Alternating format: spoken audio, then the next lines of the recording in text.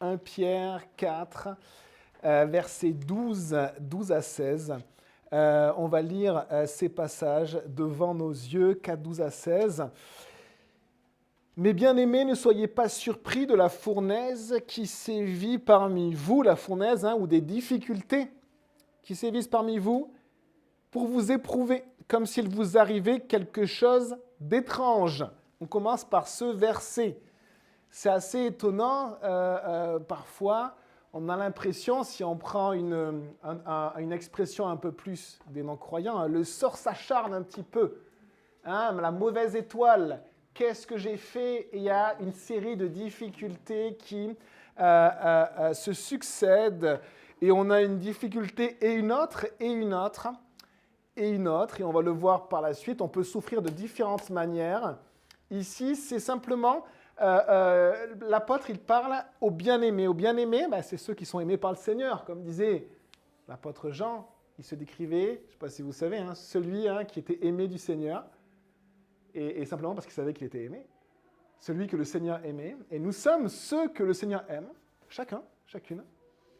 On peut même se le dire, je suis celui que Jésus aime, c'est juste merveilleux. Eh bien, quand on s'est engagé à la suite de Jésus, on pourrait se dire, je me suis engagé sur la meilleure vie. Et c'est vrai. Et c'est vrai, une évangéliste qui parlait de Jésus dans la rue disait souvent aux personnes qui acceptaient Jésus, « Tu as fait le meilleur choix. » Très simplement. Elle ne se mettait pas par terre à pleurer, elle disait juste, « Tu as fait le meilleur choix de donner ta vie à Jésus. » Et quand on se met à la suite de Jésus, on expérimente des choses magnifiques qu'on ne connaissait pas avant. Ceux qui ont connu pour la première fois le fait, vous savez, d'être juste lavé de nos péchés. C'est-à-dire juste d'être libéré, d'avoir ce poids en dehors de nous pour la première fois et d'être juste comme léger, en fait.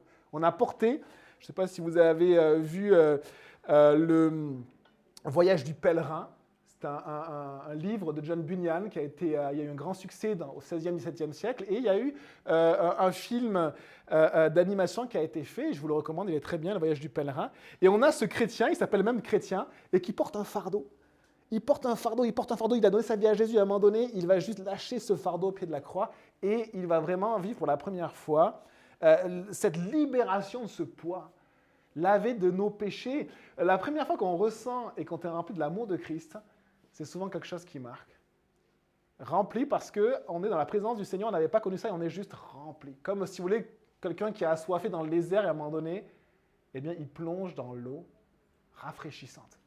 Et là, on se dit, waouh, Seigneur, toute mon âme est remplie de la présence du Seigneur. Donc, quand on a fait ce pas de suivre Jésus, on a gagné tellement de choses. On vit des choses qu'on n'avait pas avant. Et on a l'impression que, en fait, c'est bon, la vie, elle va être belle et agréable. Un long fleuve tranquille. L'apôtre dit, mes bien-aimés, ne soyez pas surpris de la fournaise qui sévit, qui agit parmi vous. Le mot fournaise, c'est le mot combustion. Si vous aimez les feux de cheminée, combustion, vous voyez des bûches se consumer, le feu détruit tout. Il consume littéralement. Et même des fois, vous avez votre cheminée qui est remplie de bûches. 2 heures après, il n'y a quasiment plus rien. C'est-à-dire que la matière même s'est désintégrée, elle est partie littéralement en fumée. Et là, c'est le terme qui est employé. Quelque chose qui brûle, quelque chose qui consume, quelque chose qui nous met vraiment face à nous-mêmes, au plus profond de nous, et qui nous met dans une situation extrême, dans une tension par une accumulation de choses qui sont dues à quoi? Au fait que nous sommes les bien-aimés de Jésus. En suivant Jésus, on découvre qu'on vit des difficultés qu'on n'avait pas avant.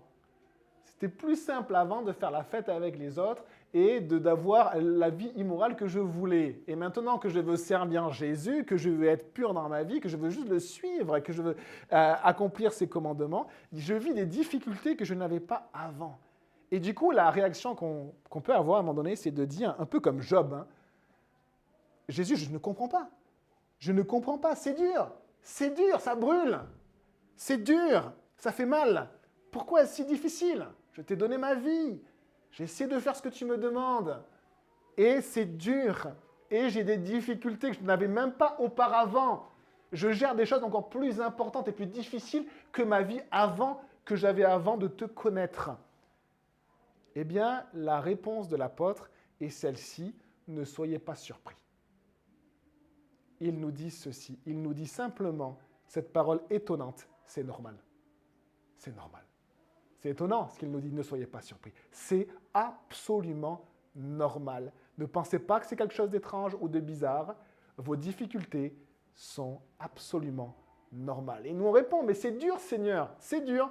Au point des fois d'être découragé, au point des fois de se demander pourquoi on vit cette vie-là, au point même des fois de remettre en question notre vie avec le Seigneur. Seigneur, on a choisi cette vie pour toi et c'est dur, c'est presque plus dur qu'avant. Hein? On vit des fois des pertes, des départs, des oppositions, des difficultés, et on aimerait juste avoir une vie confortable. Et c'est vers quoi chacun tend dans sa vie. Nous-mêmes, on a envie d'avoir sa maison, avoir une maison agréable, où il fait bon vivre avec sa famille. Chacun veut ça. Et on veut avoir une vie confortable, en fait. On veut une vie de confort, on veut être près du feu et puis avoir sa femme et ses enfants à ses côtés, ou sa famille à ses côtés. C'est ce qui est dans le cœur de chacun, avoir une vie confortable. Et pourtant, l'apôtre, il ne nous dit pas, les apôtres, tous ça, ils ne nous disent pas, maintenant que vous êtes chrétiens, munissez-vous de votre oreiller, de votre bonnet de nuit, de votre télécommande et bonne série Netflix. Ils ne nous disent pas ça. Ils nous disent, prenez vos armes. Prenez toutes les armes maintenant que vous êtes chrétiens, parce que vous allez en avoir besoin. C'est ce que nous disent les disciples de Jésus. Prenez toutes les armes. N'oubliez aucune arme. Soyez éveillés, avertis, alertes, vigilants, parce qu'une vie de difficulté vous attend. Une vie sans difficulté, ce n'est pas une vie chrétienne, les amis. Et la vie de chrétienne, les amis, c'est une vie de combat et pas une vie de confort. La vie chrétienne, c'est une vie de combat et non une vie de confort. Alors, quand on va vivre des difficultés, parce qu'on est chrétien, parce qu'on est à Christ, qu'on ne connaissait pas auparavant, dites-vous une chose, tu es à la bonne place. Nous sommes à la bonne place. Et vous savez pourquoi on est à la bonne place? Parce qu'on irrite l'ennemi. L'ennemi, il rugit. Je ne sais pas si vous aimez les animaux, et imaginez un animal que vous n'aimez pas du tout, un animal qui veut vous attaquer. Le diable est comme cet animal-là, et il vous voit, il veut juste vous mordre.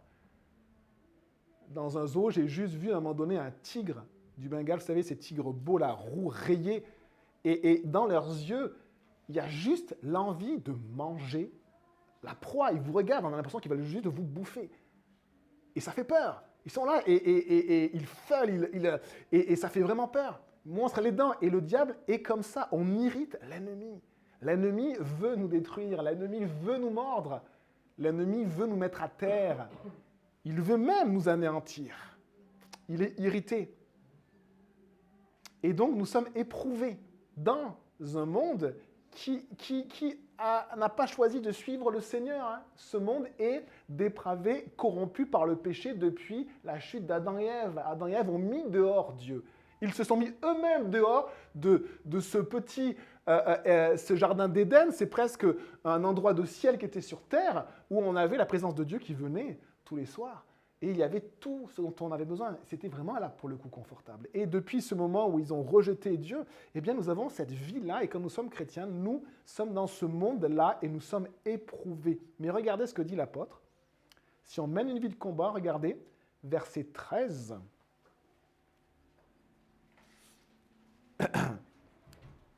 Réjouissez-vous, au contraire, de la part que vous prenez aux souffrances de Christ.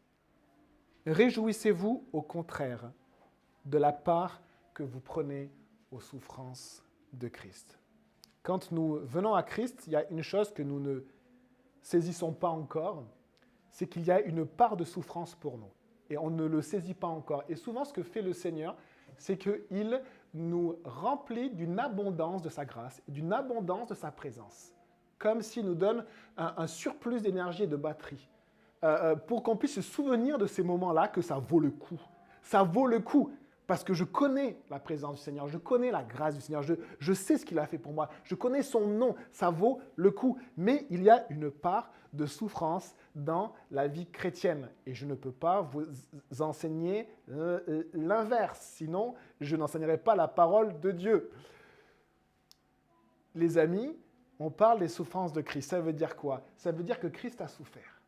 Souvent, effectivement, la souffrance de Christ que nous avons à l'esprit et que nous avons commémoré, remémoré ce matin, c'est la souffrance à la croix. Mais le Seigneur a vécu aussi l'opposition de ce monde corrompu et l'opposition des pécheurs et des difficultés sur difficultés avant la croix. Il a vécu, les amis, est-ce qu'on se souvient, la trahison de ses plus proches, le reniement de celui qui était son bras droit. Vous imaginez, ça fait 3 ans que le Seigneur donne tout à ces 12 gars et son bras droit qui était Pierre, qui normalement devait guider et leader les 11 apôtres au nom du Seigneur, eh bien celui-là le renie. Celui qui gérait d'ailleurs, qui était un serviteur dans le groupe qui s'appelait Judas, qui s'occupait même de tout l'aspect financier de ces voyages qu'il faisait semaine après semaine, celui-là le trahit et accepte 30 pièces d'argent, je crois, pour juste le trahir. Donc Jésus a vécu l'opposition et ses difficultés sur difficultés. Mais on pense aussi, les amis, les marches qu'il a vécues. Les marches interminables qu'il a vécues, des dizaines, des 50, des centaines de kilomètres sur les 3 ans et peut-être même des milliers juste en train de marcher, les nuits froides, le manque, les accusations. Il a vécu les dangers. Est-ce qu'on se souvient des menaces qu'il a reçues? À un moment donné, son propre village l'emmène en haut d'une falaise pour le jeter du haut de la falaise. Les amis, il a vécu les menaces d'être jeté du haut de la falaise. Jésus, là, avant même la croix, il a vécu ces oppositions-là. Il a vécu même la menace d'être lapidé. Les gens prenaient des pierres des fois pour le lapider. Voilà la vie de Jésus. C'est comme cela que Jésus a vécu. Une vie loin du confort. Jésus a choisi une vie loin du confort. Il a vécu comme ça. Et Hébreux, chapitre 12, verset 3, nous dit aussi cette souffrance et ces difficultés que Jésus a vécues dans sa vie avant la croix. Considérez en effet, Hébreux 12, verset 3, celui qui a supporté contre sa propre personne une telle opposition de la part des pécheurs, afin que vous ne vous lassiez pas, l'âme découragée, parce que c'est comme ça que Jésus a vécu. Il a vécu les combats du Seigneur et il a été face à l'opposition, à la difficulté. Et c'est comme ça, les amis, que les apôtres, après Jésus, à la suite de Jésus, ils vont vivre. Ils ne vont pas choisir une vie de confort. Pierre n'est pas le premier pape, avec son beau chapeau, je ne sais plus comment ça s'appelle, et son sceptre assis sur un trône comme ça, en train de recevoir les fidèles. Hein. Pierre a été crucifié, les amis. Et sa femme a été crucifiée avant lui. C'est ce que nous rapporte la tradition, c'est-à-dire les témoignages qui ont été transmis. L'apôtre Pierre a suivi les traces de son Seigneur. Il n'a pas vécu dans le confort. Il a fait de sa maison, on l'a vu dimanche dernier, une église. Vous savez, on a retrouvé cette église à Capernaum, cette maison de pêcheurs qui était devenue une église. C'était la maison familiale de Pierre. Et donc, les apôtres, d'ailleurs, vous pouvez, si vous voulez le prendre dans 2 Corinthiens chapitre 4, l'apôtre Paul nous parle justement de la manière dont il a vécu. Il dit, nous sommes, 2 Corinthiens 4, verset 8, nous sommes pressés de toutes parts. Ça veut dire nous sommes accablés par toutes sortes de souffrances. Il dit ensuite, nous sommes inquiets. Il dit ensuite, nous sommes même persécutés, c'est-à-dire même traqués. Il y a des gens, leur seul but, c'est de nous traquer, de nous mettre en prison. Et il dit, nous portons même sur nos corps, dans nos corps, les marques de coups. On a reçu des coups, on nous a battus, juste parce qu'on parlait de l'amour de Jésus. Et donc, c'est comme cela que les apôtres vivaient. Et donc, ils vivaient une vie de combat. Pas avec l'épée, pas contre la chair et le sang. Hein, nous enseigne-t-il, mais cette vie de combat contre le mal, contre la corruption, contre ce qui éloigne de Dieu, contre toutes ces puissances de méchanceté. Satan, ses démons, et ce combat de tenir ferme dans la vérité, d'apporter la lumière et la saveur de Christ dans le monde et ils ont vécu cette vie de combat. Et regardez ce qui est marqué dans 1 Pierre. Réjouissez-vous au contraire de la part que vous prenez aux souffrances de Christ, afin d'être aussi dans la joie et dans l'allégresse lorsque sa gloire sera dévoilée. Là, il est parlé de la gloire de Jésus. On a chanté ce matin la gloire de Jésus. Hein, il est saint, on a glorifié le Seigneur ce matin. On l'a vraiment chanté de tout notre cœur. Tu es saint, tu es celui qui va être glorifié par des milliards d'anges et par cette multitude que l'on ne peut compter, que tu as racheté par ton sang. L'agneau immolé, nous serons devant toi et nous allons t'acclamer, te chanter, t'élever. C'est l'attente que nous avons. Et les amis, il y a 2 manières de vivre le retour du Christ. Il y a 2 manières de vivre la rencontre avec le Seigneur. Il y a une manière honteuse et il y a une manière joyeuse. La manière honteuse, c'est si on vit pour nous et qu'on ne vit pas pour le royaume de Dieu. Si on reste sur nos portables, si on reste sur notre petit Netflix, si on reste sur nos conforts, si on reste sur nos loisirs, si on reste sur notre divertissement, notre petite vie à nous. Et il y a une vie, en fait, où nos projets, ça peut être certains, ce n'est pas le divertissement qu'ils aiment, mais c'est leurs projets à eux, des projets même, il y a plein de choses. Et un peu comme cet homme qui avait amassé, il avait travaillé, c'était un travailleur, cet homme, c'était une histoire que raconte Jésus, cet homme qui a travaillé toute sa vie, il a accumulé des greniers sur greniers, il a vraiment beaucoup travaillé, et après il a dit, maintenant je peux profiter de la vie. Et le Seigneur lui dit, mais pauvre fou, ce soir même, ton âme te sera redemandée, tu vas voir ton Créateur et tu seras honteux. Et on peut être nu et honteux devant le Seigneur, ou alors on peut être joyeux. On peut être rempli de joie, de dire, Seigneur, on a fait ce qu'on a pu, mais on a été juste, on a vécu cette vie de combat. On n'est pas les meilleurs soldats que tu as choisis, et tu le sais. Mais on va être rempli de joie d'être devant Jésus, de dire, ma vie, eh bien, elle a servi juste pour ton royaume, et je t'ai laissé faire, et on a fait ce qu'on a pu, et là, il y aura de la joie. 2 manières de rencontrer le Seigneur, les amis. La parole de Dieu nous dit, ne fallait-il pas que le Christ souffrit ces choses et qu'il entrât dans sa gloire?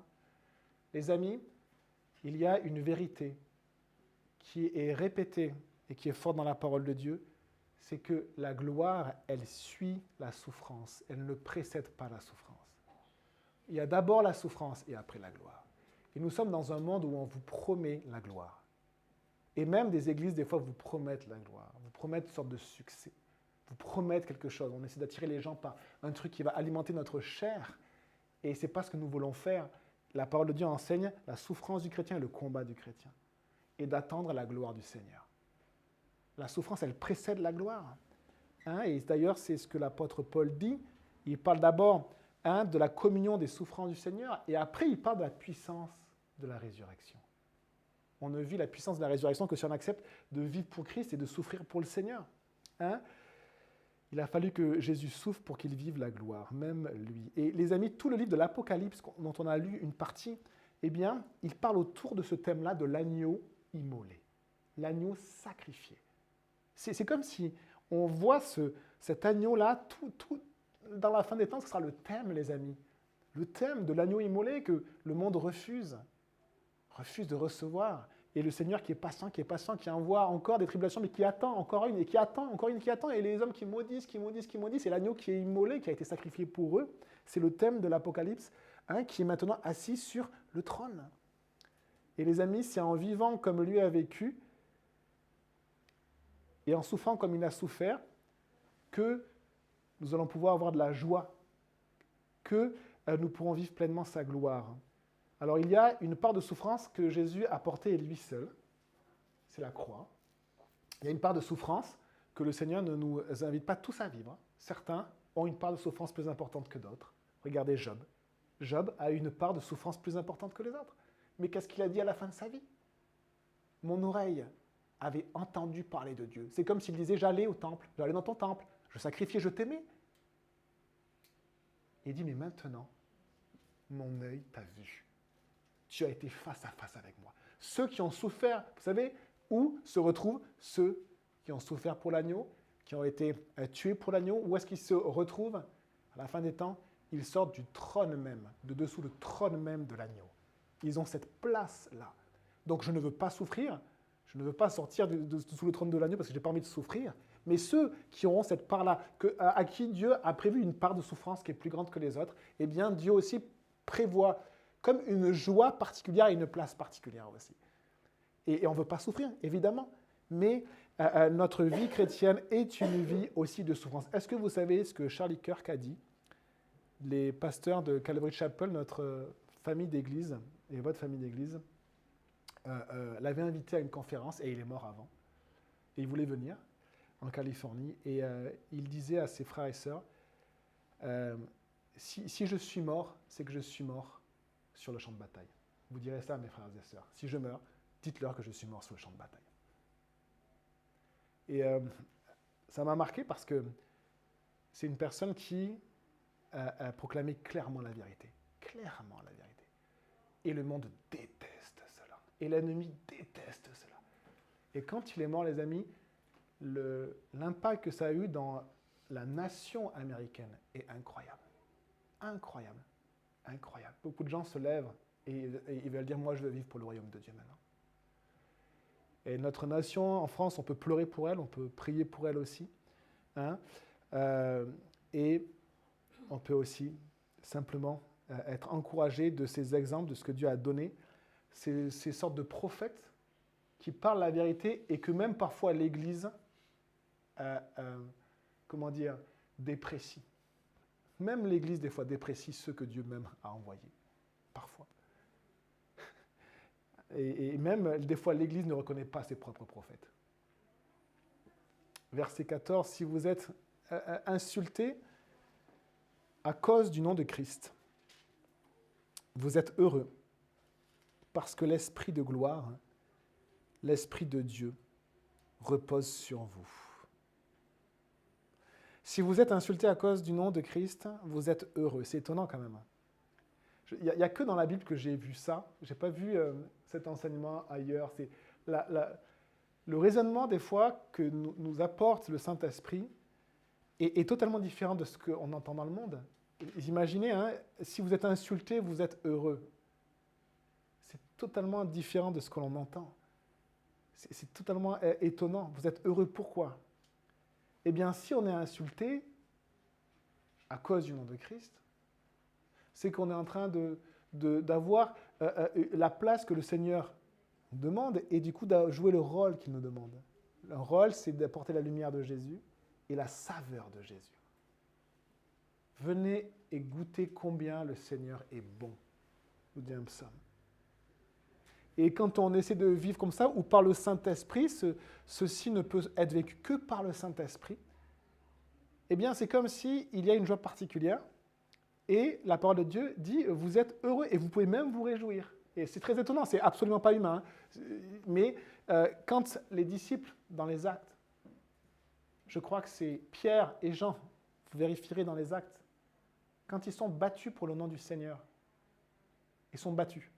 C'était une des sanctions qui pouvaient être appliquées, mais ils sont battus même injustement, sans forcément un jugement qui a été, qui s'est passé selon les règles, selon la loi, mais ils ont été battus et en fait, ils sont heureux. Tout heureux, il y a marqué, d'avoir juste été dignes de souffrir pour le nom du Seigneur. Et c'est comme s'ils ont ressenti, leur corps était abattu. Peut-être que certains, ils ont eu des contusions pendant des semaines, peut-être certains avaient un membre cassé. Et en fait, ils ont ressenti de la joie du Saint-Esprit, de dire, mais waouh, on a vécu quelque chose de digne, de profond et de grande valeur. C'est d'être insulté à cause du nom de Christ. Quelque chose de grande valeur. Parce que l'Esprit de gloire, l'Esprit de Dieu repose sur vous. Comment le peuple, les amis, dans le désert, il se dirigeait? Est-ce que vous vous souvenez comment il se dirigeait? Il se dirigeait parce que la colonne de l'Esprit de Dieu, qui était une colonne de nuée le jour, une colonne de feu la nuit, eh bien, se déplaçait. Et quel était le rôle de Moïse? Le conducteur, celui qui dirigeait le peuple de Dieu, c'était de montrer la direction du Saint-Esprit. La direction du Saint-Esprit. Imaginez les gens du peuple. Peut-être que certains ne voyaient pas la nuée, peut-être qu'il y avait des malvoyants. Ils se disaient, mais où est-ce qu'il nous trimballe, Moïse? Pourquoi on va là? Pourquoi on va là? Pourquoi on va là? Pourquoi on va là? Et il donnait la direction de l'Esprit de gloire, de l'Esprit Saint. Et d'ailleurs, c'est le rôle des conducteurs de l'Église, des pasteurs, de montrer la direction de la nuée pour que le peuple prenne cette direction, les amis. Cette direction. C'est le rôle des pasteurs et prier pour que le Seigneur suscite des pasteurs qui sont juste des hommes de Dieu pour son Église. Le troupeau du Seigneur a besoin de bergers et le Seigneur, c'est lui qui les suscite, c'est lui qui les appelle. Et regardez ce que le Seigneur dit, l'Esprit de Dieu repose sur vous. Ce mot « sur vous », c'est le mot « épi » en grec, qui veut dire « au-dessus d'eux ». C'est très intéressant parce qu'il y a 3 actions du Saint-Esprit dans le Nouveau Testament. Et c'est ce qu'on croit dans Calvary Chapel, et c'est ce qui est dit juste dans la parole de Dieu. Il y a 3 prépositions qui indiquent une action particulière du Saint-Esprit et qui indiquent une relation que nous avons avec le Saint-Esprit particulière. Il y a la préposition para en grec qui veut dire à côté d'eux. Le Saint-Esprit agit autour de nous et c'est ce qui s'est passé avant que nous venions à Christ. Le Saint-Esprit a agi autour de nous. Il a agi en nous, mais il était autour, il n'était pas encore en nous, il a agi. Il était à côté, il agissait pour nous attirer à Dieu. Et ensuite, il y a une deuxième préposition, c'est en, en grec, qui veut dire dedans, en nous. Et quand nous sommes venus à Christ, quand nous avons vécu la repentance, nous sommes repentis de nos péchés, eh bien, Jésus nous a pardonné. Et qu'est-ce que nous dit Pierre dans Acte 2 Vous recevrez le don du Saint-Esprit. Et le Seigneur nous a donné le Saint-Esprit en nous. Et le Saint-Esprit est en vous. Si vous avez donné votre vie à Jésus, il est en vous. Mais il y a une 3e action du Saint-Esprit, une 3e relation que nous pouvons avoir avec le Saint-Esprit. C'est sur nous. Et on le voit régulièrement. La colombe qui vient sur Jésus, qui est le Saint-Esprit. Les langues qui viennent sur les disciples. Et après, quand les apôtres baptisent, le Saint-Esprit qui vient sur eux. Plusieurs fois, ce n'est pas que dans Acte 2, les amis. Plusieurs fois, on voit cette action du Saint-Esprit qui vient sur eux. Et là encore, c'est noté sur, le même mot, sur. Et qu'est-ce qui se passe quand le Saint-Esprit vient sur nous, les amis? Eh bien, il nous donne la capacité de vivre ce que le Seigneur nous demande. Il nous donne la puissance simplement du Seigneur pour vivre ce qu'il nous demande. Sa direction, le Saint-Esprit est sur nous. Et voilà ce que l'apôtre pointe ici. Le Saint-Esprit n'est pas juste en nous, mais nous voulons aussi qu'il soit sur nous, que nous soyons dirigés par le Saint-Esprit, que nous lui demandions toutes les capacités pour vivre la vie qu'il nous demande de vivre. Les défis, le roi David, qui avait aussi le Saint-Esprit qui était venu sur lui, disait « C'est toi qui entraînes même mes doigts au combat. » Ça veut dire que j'ai besoin de la puissance du Seigneur pour partir au combat, pour gagner les victoires. Et David a dû voir des fois, tellement de fois, une armée plus nombreuse que son armée. Mieux armée que son armée. Et il avait quoi? Il avait juste « Seigneur, donne-nous la force et la puissance pour faire ce que tu nous demandes de faire. » Et je n'avais pas bien compris ce verset-là.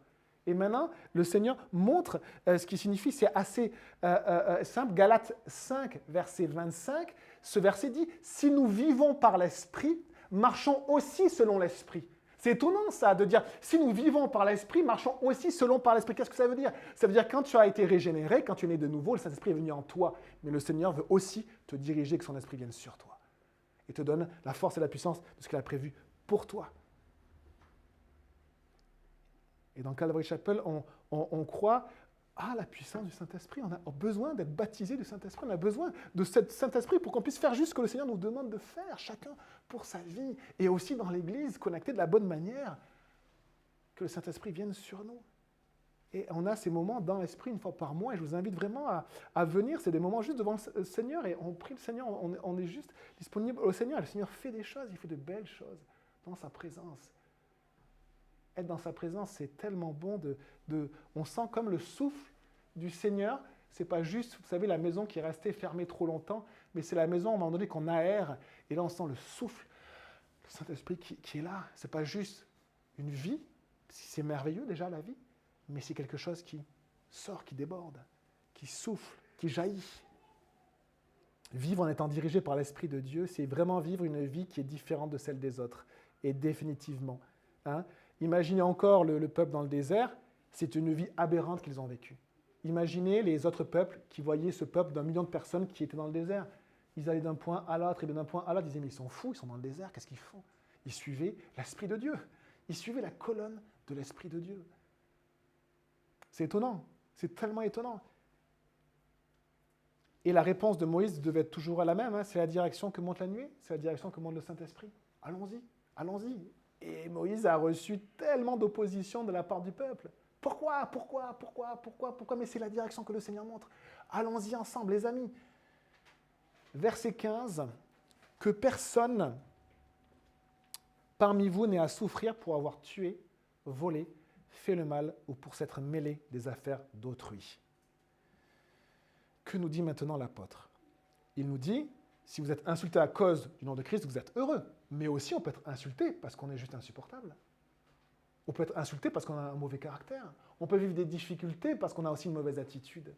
Et donc là, ce que cible l'apôtre, c'est quel type d'épreuve vivez-vous? J'ai connu, il y a longtemps, une personne qui était sûre de vivre les épreuves de Job. Et pourtant, cette personne vivait simplement la conséquence de ses mauvaises actions et de ses mauvais choix.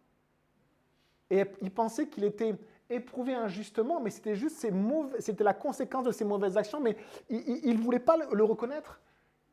Et donc on peut souffrir de manière très très forte juste parce qu'on a fait des mauvais choix et qu'on n'a pas écouté le Seigneur.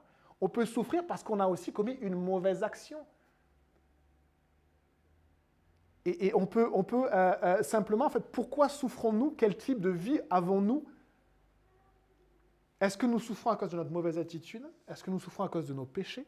Est-ce que nous souffrons à cause de nos manquements ou d'un manque de courage ou à cause de nos mauvais choix? Ou est-ce que nous souffrons parce que simplement nous avons mis Jésus au centre et en premier? Et c'est ce que vraiment, ce à quoi l'apôtre nous interpelle. Que personne parmi vous n'ait à souffrir pour avoir tué, volé, fait le mal ou pour s'être mêlé des affaires d'autrui.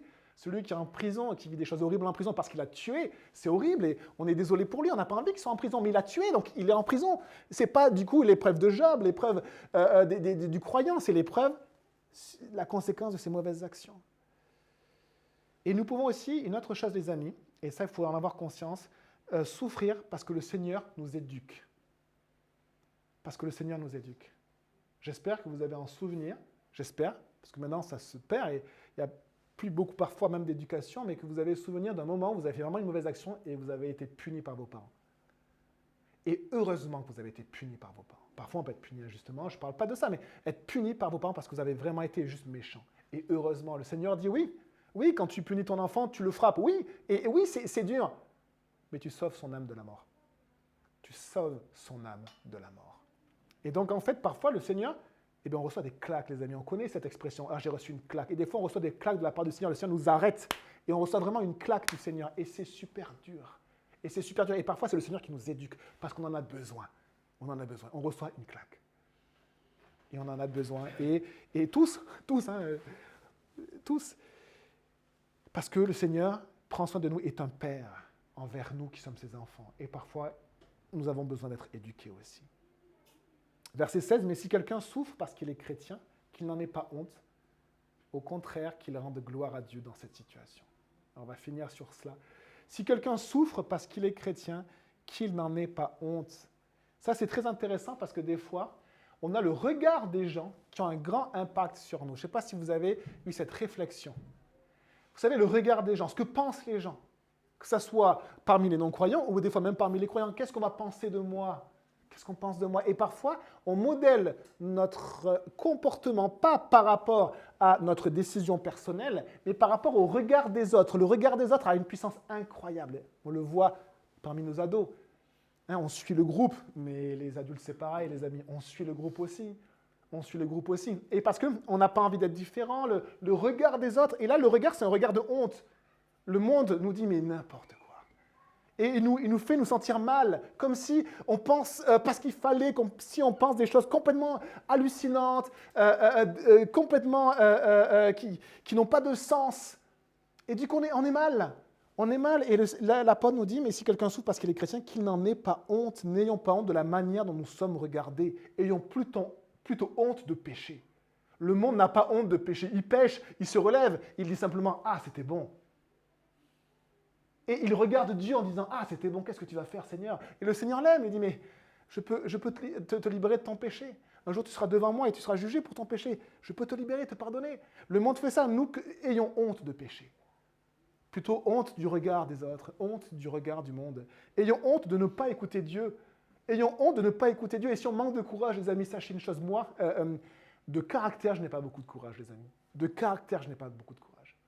Mais le Seigneur me donne du courage. Et j'ai pu affronter des choses parce que le Seigneur me donne du courage. Mais de nature, je n'ai pas beaucoup de courage. Je ne suis pas celui qui va aller dans la cage, vous savez, de MMA, là, et qui va combattre contre des autres. Je ne suis pas de nature comme ça.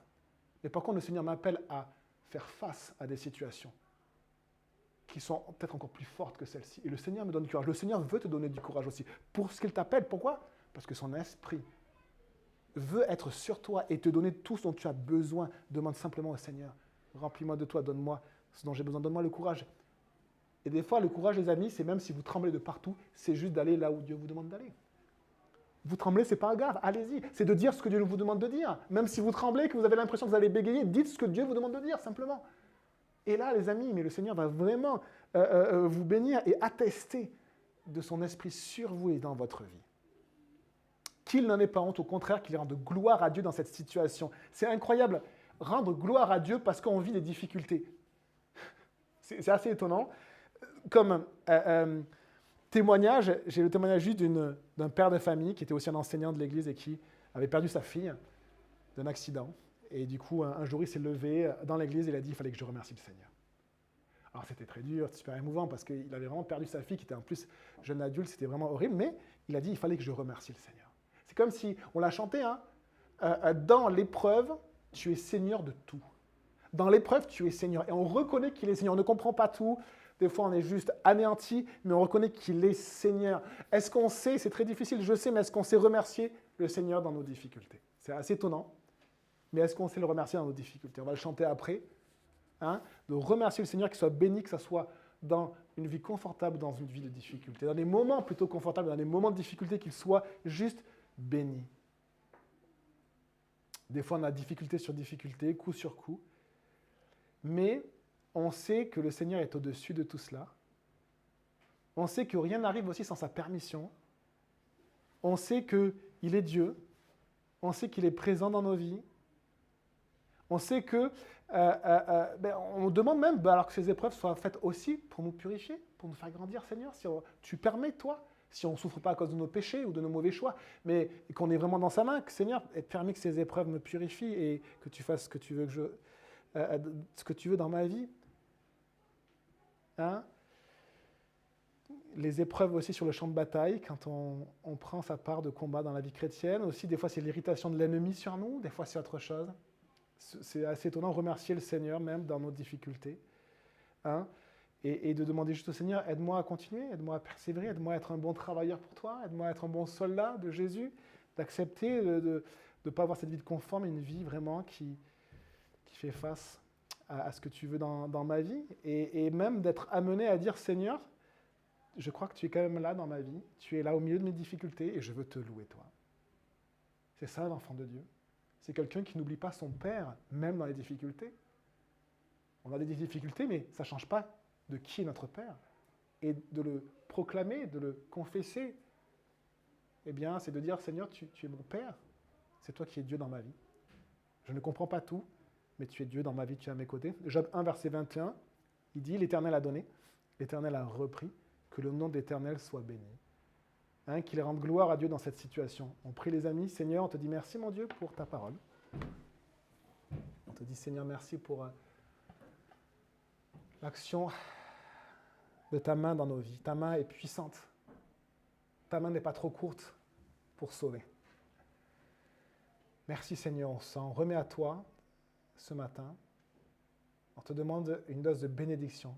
On te demande Seigneur aussi, Seigneur, comme Jacob, qui retient l'ange et qui dit « Je ne te laisserai pas aller avant que tu ne m'aies béni.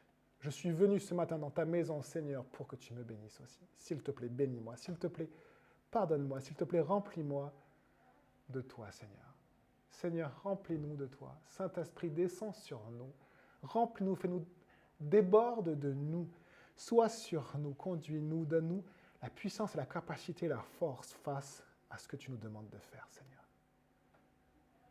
Que ton nom soit béni. En ton nom, Jésus. Amen.